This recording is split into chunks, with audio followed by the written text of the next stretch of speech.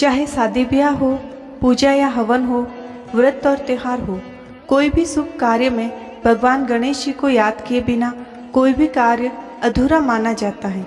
और कोई भी तीर्थ कर लो, पंथवारी की पूजा किए बिना तीर्थ अधूरा माना जाता है। आज के इस वीडियो में मैं आपको गणेश जी, पंथवारी और तुलसी माता की एक बहुत ही सुंदर कहानी शेयर कर रही हूँ। इस कहानी को आप किसी भी व्रत कहानी के साथ जरूर सुनें। एक नगर में भाई बहन रहते थे। बहन के रोज का नियम था कि भाई का मुंह देखकर ही खाना खाती थी। बहन विवाह योग्य हुई तो भाई को चिंता होने लगी कि मेरी बहन का नियम है, वह मुझे देखकर ही खाना खाती है। इसके विवाह के बाद यह नियम कैसे निभेगा? उसने बड़े बुजुर्गों से सलाह ली तो उन्होंने कहा, पास ही के कोई गांव में इसका घर-वर देखो जिससे यह तुम्हारा मुंह देखने आ जाया करेगी। भाई ने पास ही के गांव में बहन का शुभ विवाह करवाया और ससुराल वालों को अपनी बहन के नियम के बारे में बताया तो वे मान गए। बहन ससुराल में रोज जल्दी उठती, घर के काम करती और बाद में भाई का मुंह देखने जाती थी। थोड़े दिन तो सभी कुछ ठीक था, पर धीरे धीरे ससुराल में देवरानी, जेठानी, ननंद सभी उसे ताने मारने लगे कि तुम रोज भाई का बहाना बनाकर पीहर चली जाती हो, घर के काम तो हम करते हैं। बहन ससुराल में घर के काम करती और बाद में भाई का मुंह देखने जाती तो रास्ते में खेजड़ी के झाड़ के नीचे गजानन जी की मूर्ति थी। पास ही तुलसी माता हरी भरी थी। वहां आते जाते सभी देवताओं को प्रणाम करती और कहती, अमर सुहाग और अमर पीहरवास देना। ऐसा कहती और आगे बढ़ जाती। जल्दी जल्दी में कभी उसके पैरों में कांटे चुभते तो कभी झाड़ में चूंदड़ी का पल्लू उलझकर फट जाता। एक दिन बहन भाई का मुंह देखने गई, तब उसकी भाभी ने पूछा, आपके पैरों में क्या हुआ? वह बोली, रास्ते में झाड़ कांटे होते हैं, मेरे पैरों में चुभ जाते हैं।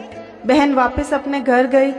भाभी ने अपने पति से कहा कि आपकी बहन रोज दौड़ भाग करके आती है, उन्हें कभी पैरों में कांटे चुभते हैं तो कभी ओढ़नी झाड़ में उलझ जाती हैं। कभी आप ही अपनी बहन के यहाँ जाकर मुंह दिखाकर आ जाया करो। भाई ने कहा, ठीक है। वो सुबह जल्दी उठा और कुल्हाड़ी लेकर रास्ता साफ किया। सारे झाड़ तोड़ दिए, जिसमें विनायक जी, पंथवारी का स्थान था, उठा दिया। भगवान नाराज हो गए। भाई की तबीयत खराब होने लगी। उसने सोचा कि ऐसे हालत में बहन के यहाँ कैसे जाऊं। वह वापस अपने घर जाकर सो गया। सोते ही वह मूर्छित हो गया। उसकी पत्नी ने बार बार उठाने की कोशिश की, लेकिन वह उठा नहीं। वह रोने लगी। इधर बहन जब भाई का मुंह देखने आई तो रास्ते में विनायक जी की मूर्ति, तुलसी, पंथवारी सब इधर उधर बिखरे हुए मिले। उसने वापस खेजड़ी की डाली लगाई, 7 कंकड़ लेकर पंथवारी बैठाई, तुलसी माता को थाने में बैठाया और सभी के पैर पकड़कर बोली, भगवान अमर पीहरवास और अमर सुहाग देना।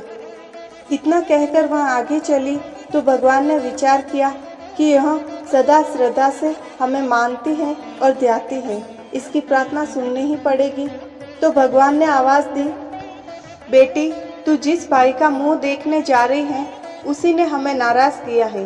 तुम्हारी श्रद्धा और भक्ति के कारण हम उसे अमरता का आशीर्वाद देते हैं। खेजड़ी की 7 पत्तियां ले और जाकर कच्चे दूध में घोलकर तेरे भाई के ऊपर अमृत के छींटे देना, वह स्वस्थ हो जाएगा। बहन ने सुना तो पीछे मुड़कर देखा, वहाँ कोई नहीं था, पर उसने सोचा जैसा सुना वैसा कर देती हूँ। वह 7 पत्ते लेकर भाई के घर रवाना हुई। बहन को आने में थोड़ी देर हो गई तो सभी लोग कहने लगे कि ऐसे हालत में भाई को देखकर बहन की क्या दशा होगी। वो रोज भाई का मुंह देखकर ही खुश होती है। इतने में बहन घर आई। उसने दूध का लोटा लिया, उसमें पत्ते घोले और मूर्छित सोए हुए भाई पर अमृत के छींटे दिए। भाई उठकर बैठा हुआ और बोला, बहन, मैं तुम्हारे घर आने वाला था, पर रास्ते में मेरी तबीयत खराब होने लगी और मैं वापस घर आकर सो गया। मुझे बहुत गहरी नींद आई है। बहन बोली, भाई, ऐसी नींद तो आपके दुश्मन को भी नहीं आई। भगवान ने मेरी प्रार्थना सुनी, वैसी सभी की सुनना, सभी की लाज रखना, अमर सुहाग और अमर पीहरवास देना। यह कहानी आपको अच्छी लगी हो तो लाइक कीजिए और व्रत की कोई भी कथा, कहानी, उद्यापन विधि जानने के लिए चैनल को सब्सक्राइब कीजिए। जय माता दी। आपका जीवन मंगलमय हो।